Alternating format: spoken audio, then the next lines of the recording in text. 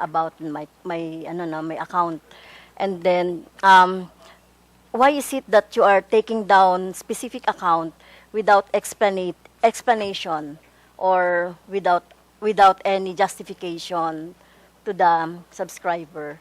Like, for example, just take the account and that's it. So no explanation at all. So you will just explain if we will write to you on what happened to the account. So there's no, is there a like for example due process in place in your platform? Thank you for the question, Congressman. Mr. Chair, if I may. Madam Congresswoman, again, I'm not familiar with the specifics of your case, but I, again, can talk in general.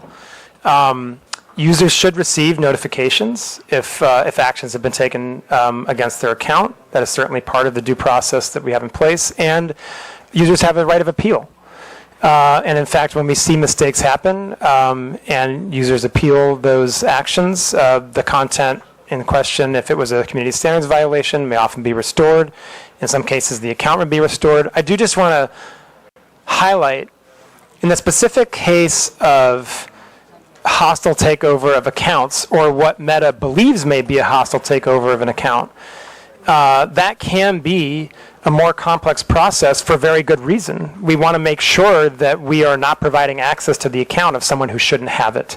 And so, Madam Congresswoman, I would just emphasize again that if you or another member of Congress is having any types of these issues, we can certainly provide you access to our Meta Support Pro and other channels so that we can solve these problems together. Mr. Chair, may I ask also that, are you familiar with troll armies? Troll armies, or mass reporting of an account so that it could be taken down for any other reasons? Are you familiar with that? Because I'm suspecting that my personal account was a victim of that scheme by army trolls, or by a group who would like to take down my account. Because as I can see here in your process of checking the misinformation and disinformation, it would be, if it is mass reported, it goes to your AI, and then after that, human checking, right? Right? In your graph of how to determine the disinformation or violation of your community standards. So, my questions is, are you familiar with that scheme? Mr. Chairman, thank you. Madam Congresswoman, coordinated mass reporting absolutely violates our policies. We have seen that type of behavior before and certainly if we detect that type of behavior, then we would seek to make sure that any decisions that are made about accounts are the correct ones. And then we would also try to go after the people who are engaged in the coordinated mass reporting, because that clearly does violate our policies. And that's the type of abusive network that we would seek to prohibit from utilizing our platforms.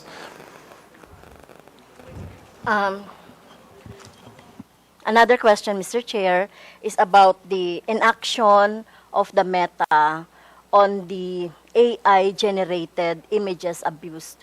I was also a victim of that when I hold a gun. They are using the AI-generated, but still in the platform.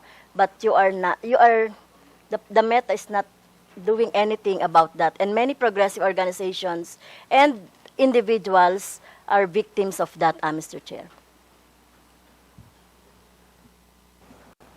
Mr. Chairman, sorry. So the question. So how do you detect, or why are you not taking down AI-generated images that you think are not, or inappropriate, or not true, or misinformation? Thank you, Mr. Chairman. Thank you. Madam Congresswoman, and for the committee, I think I would start from the place of our view of misinformation is that that whether or not it's AI generated or not, it would be misinformation, right? And so I think first and foremost, what I would say and emphasize is that our misinformation policies apply to content that is AI generated and is not AI generated. Now, taking a larger look at AI generated content, okay. There's a few different pieces to this, right? First and foremost, if people use meta AI in our own products to generate, for generative AI imagery or the like, we have the ability to detect that, right? And it'll come with a watermark, basically, and therefore a label and be recognizable as a generated AI image. Now, if people are using other tools, right, then basically it's harder to detect what is generative AI and what is not. This is an area of very significant investment for Meta right now. We're working very hard on ways to detect what is generative AI and what is not. I think that part of the issue that we have here, and this is one where what we need is collective action.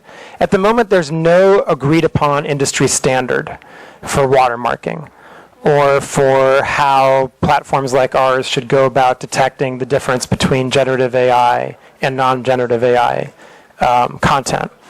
And so that's an area where we really need more focused industry collaboration, and certainly we are trying to drive that. For Meta, we believe it's very important for that type of collaboration to happen between industry, civil society, and governments. And I think the last thing I would really talk about when it comes to generative AI imagery or other content is really distinguishing between paid content and non-paid content, right? If you are, just generally speaking, at Meta, we take a much more stringent approach to moderating paid content, right? Because obviously we're taking money for it. We believe we have responsibility that's even greater, and the distribution would be increased, right? And so, in the context of anything that is, again, taking out the generative AI component of it, any type of content that is paid for, that is political in nature, that talks about a campaign or a politician or a social issue, right, is subject to our policies on political candidates and social issue paid advertising, right? And according to those policies, you would be required to disclose who is paying for the ad and sponsoring the content. You would also have to go through an authorization process, which would include, in most cases, providing a government ID. Okay, and you would have to be, you on that. So if I could just finish one last point, you'd have to be located in Philippines, right? If you want to run a social issue or political ad, you'd have to be located in Philippines, right? And so there's a series of steps that you have to take to cross that threshold in order to be able to run those types of ads. And then in addition to it, if it is AI generated, you'd be required to disclose that it is an AI generated paid piece of content. Thank you. So really, it's very hard to determine because the name of the account is alias, or the name of account is just like a like for example, Makabayan. The account is using our political organization. That account names Makabayan is using our political organization, but it has this what I saw an AI generated images of mine with guns, with the rebels, etc. I will see I will give you the images later so that you can see.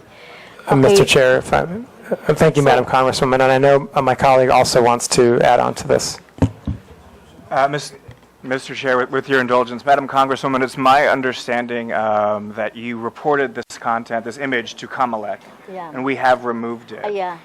I would like to also state respectfully for the record that we're not doing nothing on harmful generative AI. In fact, as recently as it was either yesterday or the day before, I personally worked directly with PAOK to remove a harmful piece of generative AI that was promoting investment scams. And what happens when something like that gets reported, it's not just that piece of content that comes down. That informs our ability to enforce across the platforms and across other accounts. So although PAOK reported one specific URL, many, many others came down as a result of that report. So while I understand, with respect, how painful and frustrating it must be to be a victim of harmful generative AI, please don't think we're doing nothing. But we are not perfect yet, but we always strive to be better. We strive to be better by signal sharing and trend sharing with Filipino law enforcement, legislative, NGOs, civil society, etc. So thank you. Yeah, and I would just emphasize what Rob said about, please, if you believe that there's a piece of content that violates our policies, please do report it through CAMOT, and we'll treat it with the utmost urgency. Thank you. And Mr. Chair, last question. And in your presentation, you have also employed organization or fact-checker organization. Can you name those? Do you have an example? The Vera files. You have. What is AFP? Correct. What is AFP? That's a Mr. Chair, if I may. Agence France Presse. Okay. It's a global news organization. Okay. Thank you, Mr. Chair. Thank you. Before we proceed, may I inform everyone that this will be a working lunch, so please feel free to have your lunch while the hearing is ongoing. Before we proceed with the next interpolator, may I acknowledge the presence of Deputy Speaker J.J. Suarez, Honorable Jefferson Conghon, Honorable Julien Baronda, and present online, Honorable Janet Garin, Honorable Isabel Maria Zamora, Honorable Ramon Rodrigo Gutierrez, Honorable Joe Sobiri, Honorable Drixie Cardema. Next interpolator will be Honorable Salvador Plato. Thank you, Mr. Chair. Good morning, everyone. To our dear colleagues and our esteemed guests. I just want to ask a question to Mr. Abrams. What MITA's stance on government requests for user data? For instance, for example, there is a law enforcement investigation against a blogger suspected of peddling malicious content on social media, and his data and posts are needed for the investigation. Will MITA provide those requested data? What is your policy or misinformation and disinformation? Thank you. Mr. Chair, with permission, I'll do my best to address the concern. AI. Thank you, Mr. Chair. If you'd like a very complete, thorough, total list, I'm happy to provide that for you in writing. But, thank you, Mr. Chair. Mr. Chair, my next question is, do you have a, for example, a study of which is the most who have a content of disinformation and fake news? Which of these websites or applications have the most? Is it Facebook? Mr. Chairman, if I may. So thank you. Congresswoman, that's a very tough question to answer. Again, I'll just go back to the kind of place where I started with, which is how do you determine what's misinformation, right?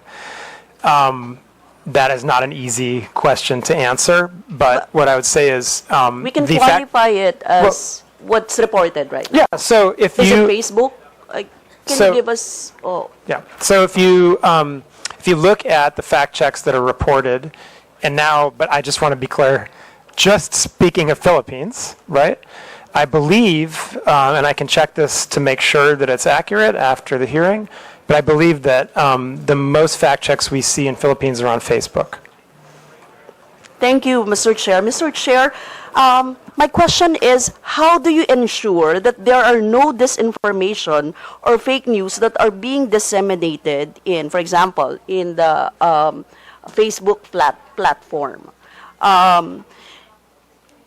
Previously, my colleague said that she reported the fake news, the AI-generated content. Do you have a mechanism of removing a content if it's a disinformation or fake news motu proprio? For example, if it's not reported and it's being generated, so those are two different things, right? One is reported and one is not reported. If there's no report of that, but it's an AI generated and it's a disinformation or fake news kind of news. Mr. Chairman. Thank you, Congresswoman.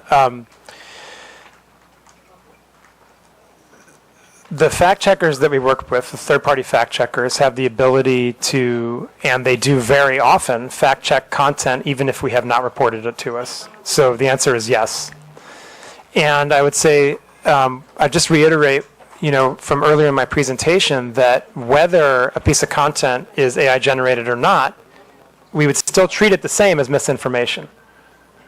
So there's a form to, if there's no report, you can actually flag it as a disinformation or fake news, right? Mr. Chairman, if I may. Yes. So let me talk about all the different ways that this can be done, right? First of all, as your colleague showed earlier, a user that's scrolling through Facebook can report something if they believe it's false information, and that would flag it for our systems so that we would have a look at that and potentially pass it on to a third-party fact checker. Also, we ourselves have the ability to look at content that we see going viral, and if we have reason to believe that that would be a potentially harmful piece of misinformation, we can send it to the third-party fact checkers. And also, the third-party fact checkers can and very much do fact check misinformation on their own without any prompt from us or anyone else. Yes, And I would just like, sorry, and I would also just stress that the government also has its own reporting channels to us. So if we get a report of misinformation from COMELEC or DICT or other agencies that are onboarded to our channels, we will also review that and pass it to the third-party fact checkers. Thank you. Mr. Chair, I have here an example of the fact check, example of the fact check image. This is from Digsan. If you think this is normal, then you are abnormal. Hashtag Quadcom, hashtag Duterte, hashtag NPA, hashtag HOR, hashtag Philippines. And there's an image of the three of us. It is alarming to see our leaders being questioned by NPA affiliates. The House of Representatives tolerates this, and it is very disturbing. So, Mr. Chair, it was fact-checked by Rappler, and the claim was it's false. No, so this is an example of how the Meta does it, right? I don't know how you fact check, for example, how you take down, or what is your standards on taking down the AI that is not being fact checked by this by Verifiles, by Rappler, by those that you've actually mentioned before. Mr. Chairman, Congresswoman. In the presentation I gave, I highlighted that we have a three-pronged approach to misinformation. We remove the most harmful misinformation if we believe that it can lead to and we can independently confirm that it can lead to offline harm and violence in the real world. We will also do that in the case that it violates certain types of elections law. With misinformation that does not meet that threshold, we will use our third-party fact checkers to check if indeed that misinformation is false or partially false or missing context or any of those kind of labels.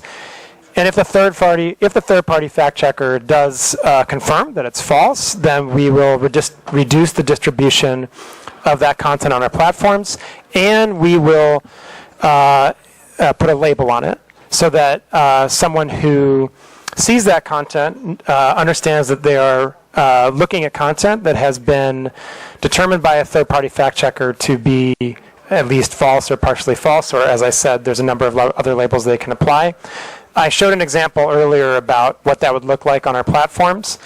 And so when it comes to AI, I think the important thing to reiterate is, number one, that whether a piece of content is AI generated or not, the misinformation policies still apply. Right? They apply across the board. So if there is a piece of misinformation that's generated by AI, it's still going to be the same misinformation policies. Now, there is one additional point to make, which I mentioned previously, which is that if it's a paid piece of content, if it's sponsored, if it's an ad, then there are additional checks that we do, and we require that whoever has placed that ad or boosted that content disclose that it is AI generated, right? And then you'll also be able to go into the ad library and see the details, and these are all publicly available, of who placed the ad, how much was spent on it, and so forth. And if these ads are politically, if they're political in nature, if they are about the election, about a campaign, about a political candidate, if they're about social issues, then they have to go through our authorization process for running political and social ads. That adds another layer of authorization and verification, so that means that,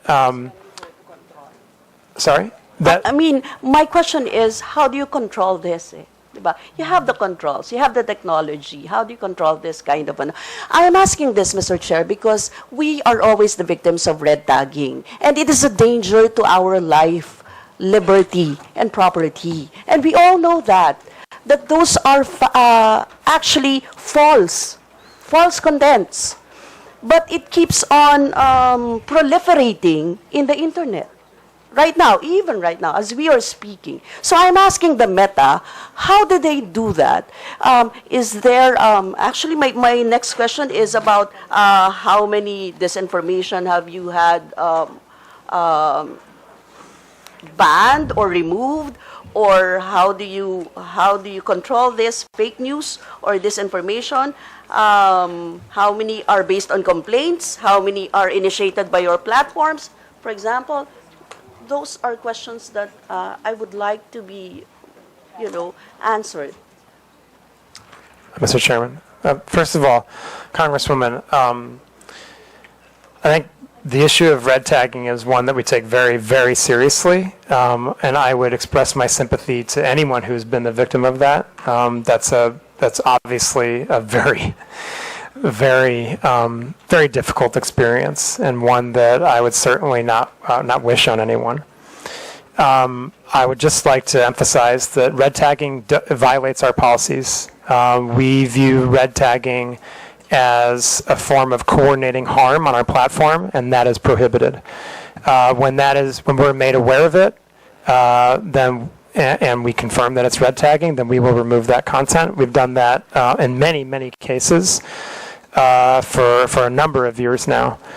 And I would just emphasize again that does violate our policies, and we will remove it when it's reported to us. So I would encourage you or any other victim of red tagging to send a report to us via COMELEC, via DICT, or the other channels that we have with the government, and we would review that with the utmost urgency, given the potential for harm. Your second question was about fact-checking, I believe, right? And I would just say that when it comes to fact-checking, there's a publicly available library, and we can share that with the committee of the different types of fact checks that have been placed on our platform. Just recently, I think we've seen a number of different issues that have been covered by our fact checkers in Philippines, and again, I think those are all publicly available, and be happy to share a list with the committee. But anyone can find that also, as they're all online. Thank you, Mr. Chair. Just to be clear, in terms of red tagging, you act through complaints. For example, you mentioned the ICT, you mentioned COMELEC. So if there's no complaint, you don't act on it. Mr. Chairman, if I may. Congresswoman, we would act on it if we were, in any case that we're aware of it. If a member of our internal teams finds it, they would act on it even without a report. So I do just want to make that clear. I think that we do very much benefit from the reports we get. I mean, it is hard. I think one of the things that we know about red tagging is that, and I kind of mentioned this before, there are different types of content.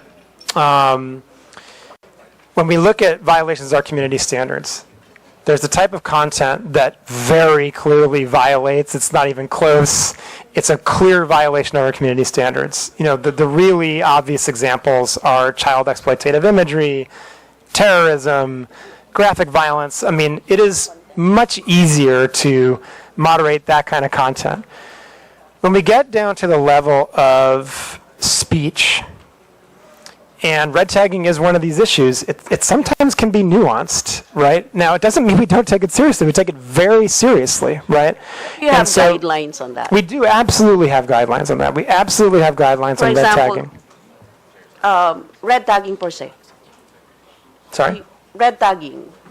Do you have guidelines for that? Yes, we have guidelines on red tagging. Rob, do you want to add anything on this point? Just say in general, red tagging often involves doxing, which puts people at risk. So that would be a red line, for example. But I think, again, to emphasize, as Rafi has made clear, this is often very nuanced. But that's why we have what we call the trusted reporting channel. So when we get information from DICT, from COMELEC, from your good office, from law enforcement and others, they're treated with great deference and treated with great priority. But doxing, putting people's lives in danger, that's obviously a red line for us. Yes, thank you, Mr. Chair. Mr. Chair, knowing how bureaucratic and to an extent slow the processing of legal actions in the Philippines, we are more concerned on your mandate and mechanisms as Meta, as a multinational technology conglomerate in terms of taking action on these matters, no? From fact-checking and ensuring the veracity of contents and users, taking down posts and banning users that proliferate disinformation and red tagging, up to instituting protections to users so as to allow for a healthy and humane interactions and discourses on your platforms. That is what we're expecting. Mr. Chair, thank you so much, Congresswoman, for the opportunity to discuss these important issues. And we absolutely share the objective of making sure that the platforms that Meta operates in the Philippines are safe ones. And so that's why we're here. That's why we're having this conversation. And we're always, always happy to take more feedback, to look at things that if the Congress believes we can do better, we're happy to take that back and see what can be done. And I think, as Rob said, I would just emphasize, please do utilize the reporting channels that we have established that are very well functioning with the government, with DICT, with the law enforcement, with COMELEC, to address these issues. Anything that can lead to the potential for